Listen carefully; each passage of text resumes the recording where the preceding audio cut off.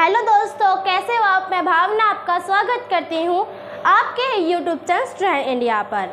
आज हम वाक्य विचार के बारे में पढ़ेंगे। वाक्य विचार व्याकरण का ही पार्ट है। हमने वाक्य विचार तो अब पढ़ेंगे हम। व्याकरण का 2 पार्ट और पढ़ा था हमने, वर्ण विचार और शब्द विचार। हमने वो तो पढ़ लिया है, दो हमने इसके शब्द पढ़ लिए हैं। आज हम पढ़ेंगे वाक्य विचार। तो देखते हैं कि वाक्य विचार क्या होते हैं। वाक्य विचार वाक्य मनुष्य सामाजिक प्राणी है। इसका मतलब है कि मनुष्य सामाजिक प्राणी का मतलब ये होता है, जैसे कि हम कोई एक सोसाइटी में रहते हैं। मान लो हम एक सोसाइटी में रहते हैं, वहाँ पर बहुत सारे लोग होते हैं ना लोग। अब वो लोग जो होते हैं वो अपने मन के विचार दूसरों को बताते हैं और दूसरों के मन के विचार खुद समझते हैं। तो वो कैसे समझते हैं? भाषा के द्वारा। हम भाषा के द्वारा अपने मन के विचार अपने मन के विचार दूसरों को समझाते हैं और दूसरों के मन के विचार खुद समझते हैं। ठीक है, ऐसे ही है। वह समाज में रहकर अपने मन के विचार दूसरों को बताना चाहते हैं। वह दूसरों के विचार जानना चाहते हैं। जैसे कि मैंने आपको बताया कि वह समाज में रहते हैं। अब जब समाज में रहेंगे तो आना जाना लगता ही रहता है, सब बात करते हैं ना। तो वो बातें जो करते हैं तो किसके थ्रू बातें करते हैं? भाषा के द्वारा करते हैं।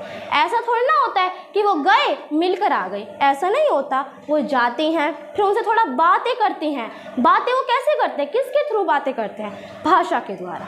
ठीक है, ऐसे ही है। इसके लिए वह भाषा का सहारा लेता है। जैसे कि मैंने अभी आपको बताया था कि इसके लिए वह किसका सहारा लेते हैं? भाषा का। अब जैसे कि मैं आपको बता रही हूँ, मैं आपको कैसे बता रही हूँ? भाषा के थ्रू समझा रही हूँ ना। अब भाषा तो बहुत सारी होती हैं, देश में तो बहुत सारी भाषाएं होती हैं और विश्व में तो उससे भी ज़्यादा भाषाएं होती हैं। अब उन भाषाओं को हम बोले कैसे? सवाल ये उठता है ना, उन भाषा को हम बोले कैसे? अब उन्हें बनाए कैसे भाषाओं को? मैं बताती हूँ। वह भाषा उनके मुंह से शब्दों के वाक्य के माध्यम से व्यक्त होती है। देखो, पहले तो जो वाक्य होते हैं वो कैसे बनते हैं? शब्दों के मेल से बनते हैं। और जो शब्द होते हैं वो वर्णों के मेल से बनते हैं। किसके मेल से बनते हैं? वर्ण होते हैं, जैसे कै ख घ घ, जो पूरी वर्णमाला होती है, जिसे हम बच्चे समझते हैं ना, जिसे हम बच्चों को समझाते हैं वर्णमाला, वे होते हैं। ये जो वर्णमाला जो वर्ण होते हैं, उन्हें अगर हम जोड़ देंगे तो क्या बन जाता है? शब्द बन जाता है। अब शब्दों को अगर हम पूरा उनका सार्थक मेल बना देंगे तो क्या बनता है? वाक्य बन जाता है। अब मैं आपको जो बता रही हूँ वो कैसे बता रही हूँ? एक वाक्य जोड़ के हम भाषा बनती है ना। मतलब हम जैसे मैं आपको बोल देती हूँ, मैं खेलती हूँ। अब मैं जो है वो क्या एक शब्द है, खेलतू ये भी एक शब्द है, हूँ ये भी एक शब्द है। अब इसको जोड़ देंगे तो वाक्य बन जाएगा। अब हम एक वाक्य को बोलते रहेंगे, बड़ी सी लाइन बन जाती, वाक्य बोलते हैं। तो हम वैसे भाषा बोलते थे, साथ में बोलते हैं ना। तो जो पहले तो वर्ण होते हैं उन्हें जोड़ के शब्द बनते हैं, शब्दों को जोड़ के क्या बनते हैं? वाक्य बनते हैं। और वाक्य के थ्रू हम क्या करते हैं? वाक्य के माध्यम हम भाषा का निर्माण करते हैं। ठीक है, ये थे आपके 4 पॉइंट। अब हम आगे इसके 5वां पॉइंट के बारे में पढ़ें। तो दोस्तों, अब हम इसका 5वां पॉइंट पकड़ते हैं। 5वां पॉइंट है इसका, शब्दों की रचना वाक्य के सार्थक मेल से बनती है। इसमें कहा है, ये 5वां पॉइंट है। ठीक है, शब्दों की रचना वाक्य के सार्थक मेल से बनती है। वाक्य नहीं आएगा, वर्ण आएगा। वर्णों के सार्थक मेल से बनती है, तो वर्णों के सार्थक मेल से बनती है। इसमें क्या कहा गया? पहले तो आप ये जानिए कि सार्थक का क्या मतलब होता है। सार्थक का मतलब होता है अर्थों के साथ। क्या मतलब होता है? अर्थों के साथ। तो अब हम कोई भी वर्ण जो वर्ण होते हैं उस समय क्या बनता है? शब्द बनती है। अगर एक वर्णों को हम जोड़ देंगे तो हमारे साथ शब्द बन जाएंगे। अब शब्दों को अगर हम बोलेंगे, जैसे मैंने आपसे कोई भी क्वेश्चन बोल देते हैं कि आया गया, वह गया, चला गया, खाया पिया। कुछ समझ आया आपको? नहीं आया। क्यों नहीं आया? क्योंकि ये सही तरह से अरेंज नहीं है। उसे सही तरह से अरेंज करना चाहिए। अब आपको समझ में इसलिए नहीं आया कि वो अच्छी तरह से लगे नहीं है, व्यवस्थित रूप से नहीं लगे हैं। अब मैं आपको ऐसे बताती हूँ कि वह आया, उसने खाया पिया, फिर वो चला गया। आपको समझ आया ना? हाँ आया। क्योंकि ये क्या है, ये सही तरह से अरेंज हुए हैं। क्या है, अरेंज है। इनका क्या अर्थ निकलता है, इसमें सार्थक का क्या अर्थों के साथ, मतलब जो मैंने जितनी भी बड़ी लाइन बोली है इनका क्या होता है, अर्थ निकलता है। एक वाक्य बन गया, ये अर्थ भी निकल गया। मतलब जो शब्दों को है ना हमें सही तरह से व्यवस्थित रूप से लगाना चाहिए जिससे हमारा क्या बने, वाक्य बने। समझ में आया।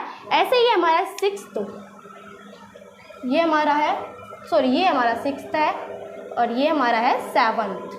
तो सिक्स्थ में है, इन्हीं सार्थक शब्दों के सार्थक व व्यवस्थित मेल से वाक्य बनते हैं। इसमें क्या कहा गया है कि इन्हीं सार्थक शब्द, जो मैंने सार्थक जितने भी शब्द हैं उनके मेल से, उनके जो सार्थक उनका अर्थ निकले, जो सार्थक मेल होता है उनका पूरा अर्थ निकलेगा ना, तब जाके हमारा क्या बनेगा, वाक्य बनेगा। क्या बनेगा, वाक्य।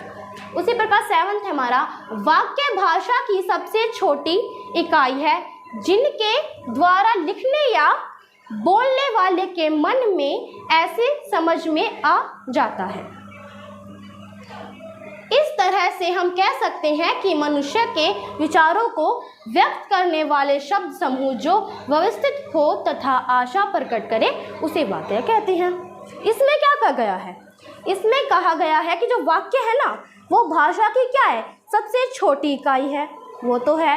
अब जिनके द्वारा लिखने या बोलने के मन में, मतलब अब जो वाक्य है, अब उसके मतलब जो शब्द है उसको हम सही तरह से अरेंज करेंगे। हाँ करेंगे। अब उसको हम सही तरह से अरेंज करके एक वाक्य बना लेंगे।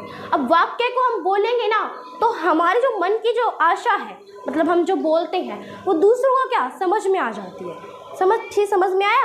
मतलब जब भी हम शब्दों को अरेंज मतलब अच्छी तरह से लगाते हैं और अपनी जो आशा होती है वो आपको बताते हैं, मन के विचार, तो आपको समझ आ जाती है क्योंकि वो क्या है, सही तरह से अरेंज है। समझ में आया। ऐसे मैंने बताया था। इस तरह से हम कह सकते हैं कि मनुष्य के विचारों को व्यक्त करने वाले शब्द समूह जो व्यवस्थित हो तथा आशा प्रकट करे उसे हम क्या कहते हैं, वाक्य कहते हैं।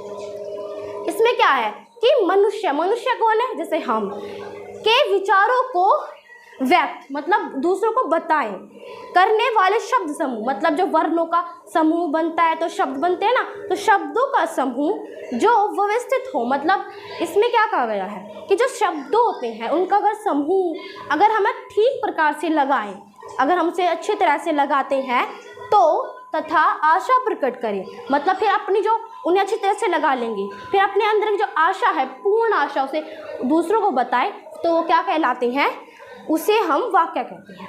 मतलब इसमें क्या कहा गया है, अगर शब्दों का अगर समूह है, अब उनको हम सही तरह से व्यवस्थित रूप से लगाएं, एक एक करके लगाएं तो क्या बनता है। जैसे मैंने आपको बता दिया, राम खेलता है, तो राम क्या है, एक शब्द है, खेलता ये भी एक शब्द है और है ये भी एक शब्द है।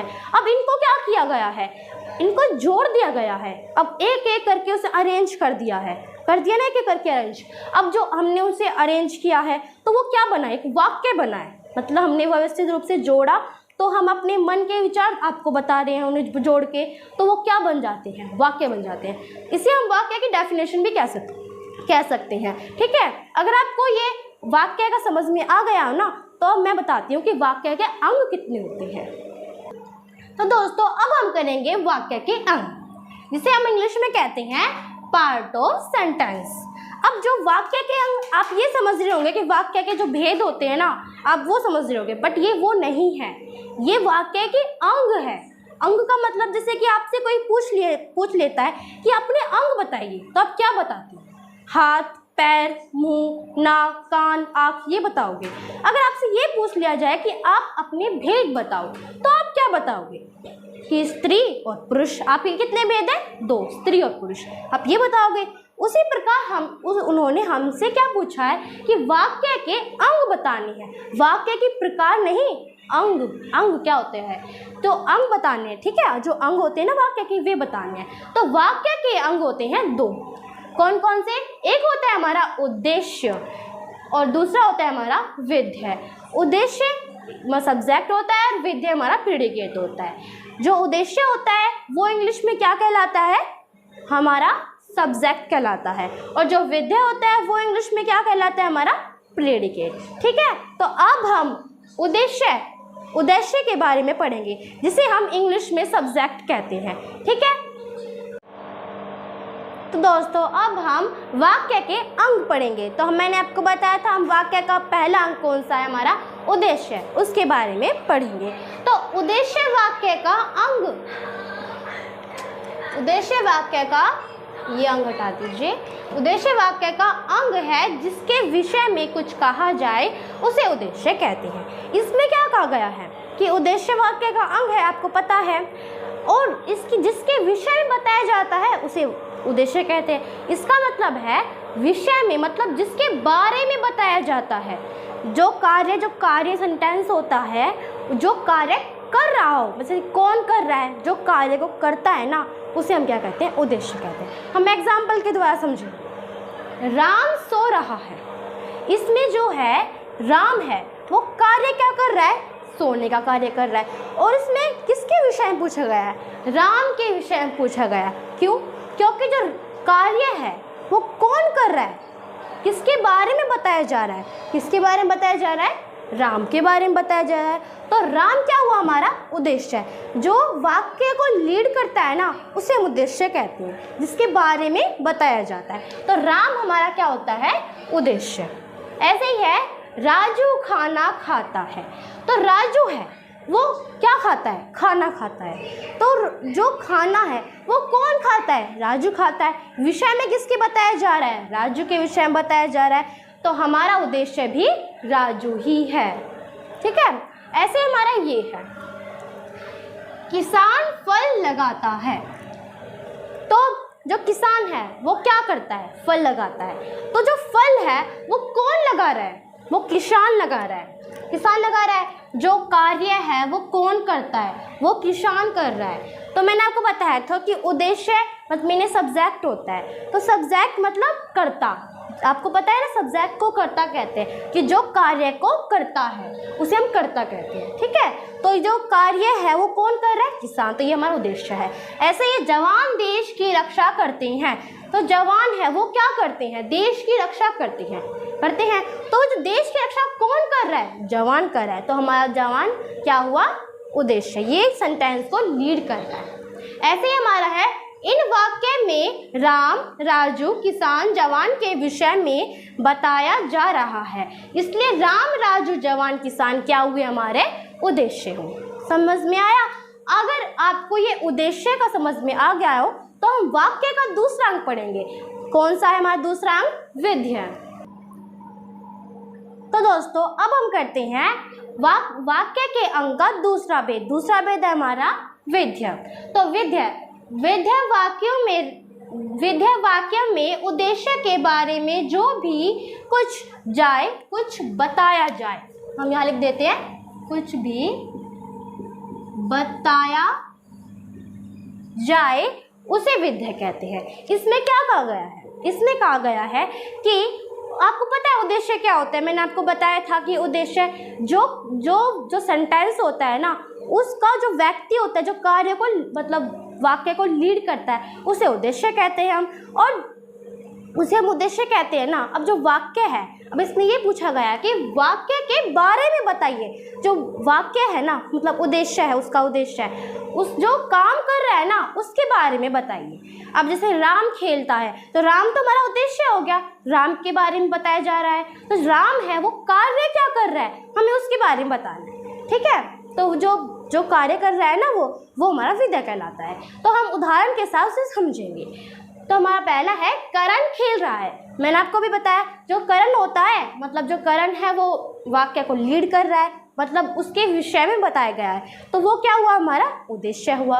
और इसके बाद जो लिखा हुआ है, खेल रहा है, मतलब इसमें क्या पूछा गया है कि जो करण है वो कार्य क्या कर रहा है, तो वो कार्य क्या कर रहा है, खेलने का कार्य कर रहा है। तो ये हमारा क्या हुआ, ये हमारा विधेय हुआ, ये हमारा विधेय होता है। ठीक है, ऐसे ही है, चित्रकार चित्र बनाता है, तो चित्रकार तो हमारा उद्देश्य हुआ।